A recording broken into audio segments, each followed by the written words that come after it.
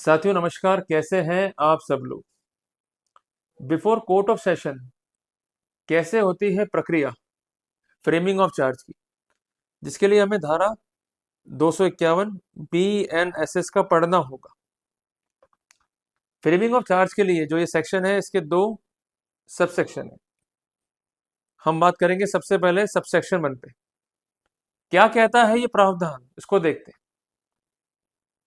If, यदि, after such consideration and hearing as aforesaid. अब ये काफी इंपॉर्टेंट है कि कोर्ट ने कॉन्सिडर किया स्थितियों को, परिस्थितियों को और रिकॉर्ड्स को, प्लस पक्षकारों को सुना, जिसको हम कहते हैं हियरिंग करना,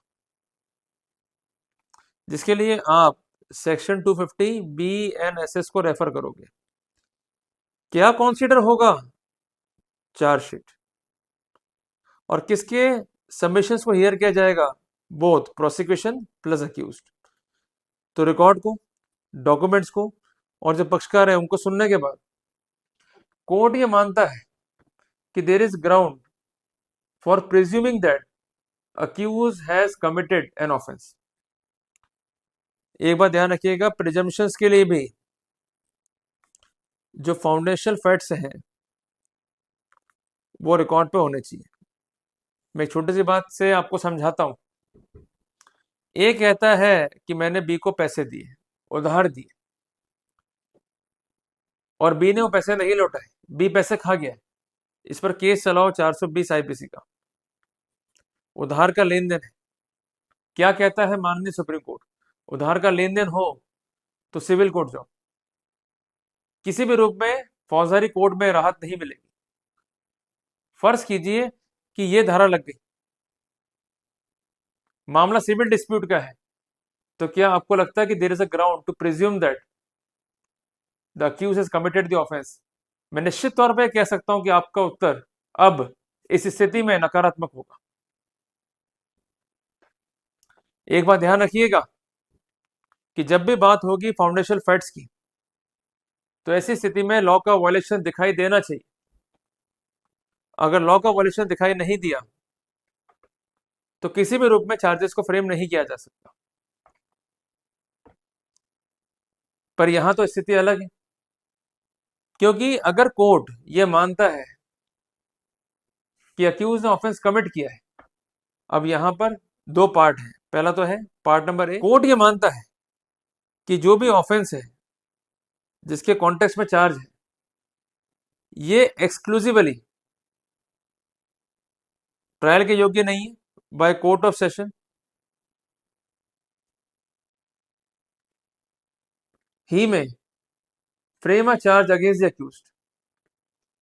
तो वहां पर कोर्ट जो है चार्ज को फ्रेम करेगा, एंड बाय ऑर्डर, उसके बाद एक ऑर्डर पास करेगा। उससे क्या करेगा? कोर्ट ऑफ सेशन ट्रांसफर कर देगा केस को फॉर ट्रायल। कहां भेजेगा? CJM के पास, या किसी ऐसे मजिस्ट्रेट के पास जो होना चाहिए फर्स्ट क्लास मजिस्ट्रेट, और डायरेक्ट करेगा वो अक्यूज को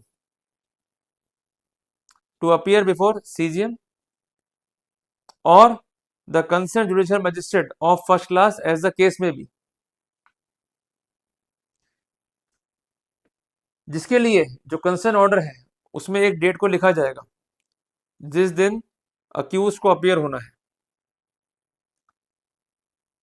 उसके पश्चात जो कंसर्न मजिस्ट्रेट है, चाहे वो CJM हो चाहे JM हो और फर्स्ट क्लास, ये ट्राई करेंगे, they shall try the offence in accordance with the procedure. और वो प्रोसेस क्या होगा? Trial of warrant case instituted on a police report. कि जो प्रोसेस फॉलो किया जाता है पुलिस रिपोर्ट पर मजिस्ट्रेट विचारण का, जिसको हम कहते हैं the trial of warrant cases instituted on the police report, उसको जो है फॉलो किया जाएगा। एक बात ध्यान रखिएगा कि जब भी ट्रायल करता है मजिस्ट्रेट, तो वहां पर दो प्रोसेस है, एक तो है ऑन कंप्लेंट और दूसरा है ऑन पुलिस रिपोर्ट। तो सेकंड वाला method means on police report, इसको फॉलो किया जाएगा।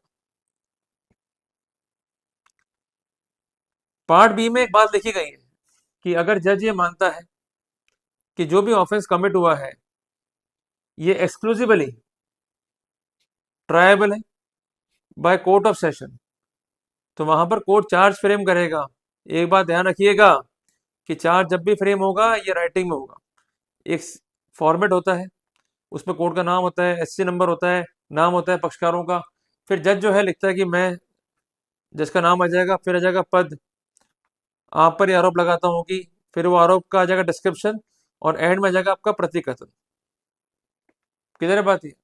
फिर आप प्लीड करें गिल्टी या ना करें, ये आपका विवेक है, पर परफॉर्मा ये रहेगा।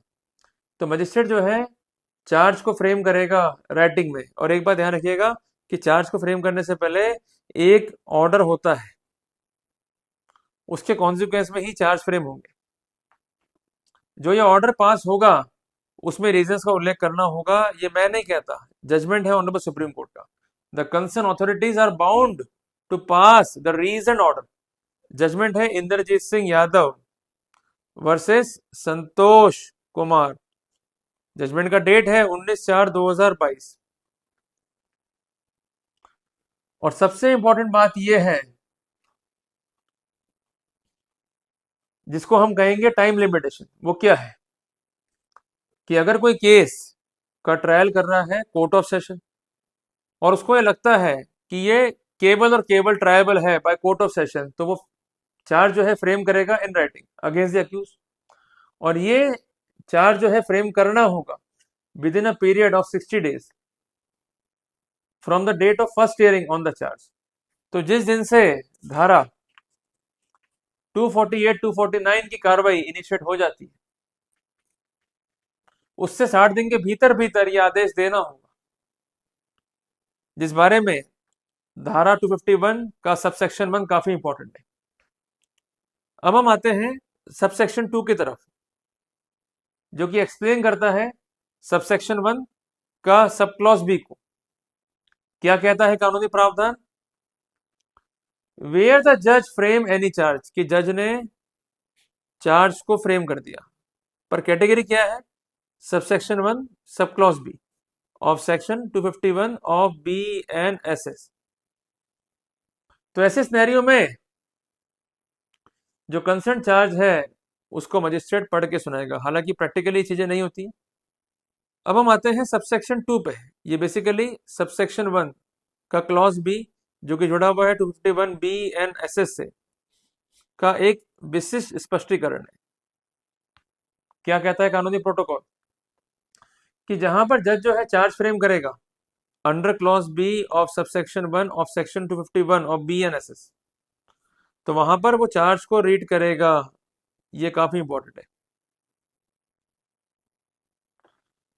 हालांकि प्रैक्टिकली ये नहीं होता है। जज क्या करते हैं, चार्ज फ्रेम करके फाइल जो है देते हैं रीडर साहब को, फिर रीडर साहब जो है उस पर साइन करा लेते हैं अक्यूज के कंसेंट चार्ज के डॉक्यूमेंट पे। क्लियर है? ये तो हो गया प्रैक्टिकल पर्सपेक्टिव, बट टेक्निकली इस चार्ज को एक्सप्लेन करना होगा और रीड भी करना होगा जज को टू द कंसर्न अक्यूज। जिस कॉन्टेक्स्ट में अक्यूज जो है प्रेजेंट हो सकता है फिजिकली, मींस बिफोर कोर्ट वो जो है प्रेजेंट है, या थ्रो ऑडियो वीडियो मींस भी वो प्रेजेंट हो सकता है, मींस वो जेल में है, तब भी स्थितियां जो है पॉसिबल है। और अक्यूज से यह ऑप्शन पूछा जाएगा कि वो प्लीड करता है गिल्टी या वो ट्रायल जो है क्लेम करेगा। अगर वो प्लीड कर लेगा गिल्टी, तो ऐसे सिनेरियो में धारा 252 BNSS के प्रावधान लागू हो जाएंगे, जो ये कहता है कि अक्यूज ने अगर प्लीड कर लिया गिल्टी, तो वहां मजिस्ट्रेट इस प्ली को रिकॉर्ड करेगा और अक्यूज को जो है कन्विक्ट करेगा और पनिशमेंट जो है अवॉर्ड करेगा। पर अगर अक्यूज डिसाइड करता है कि मुझे गिल्ट प्लीड नहीं करना है, तो उसका जो है ट्रायल स्टार्ट हो जाएगा, जिसके लिए धारा 253 BNSS के प्रावधान जो है काफी इंपॉर्टेंट है।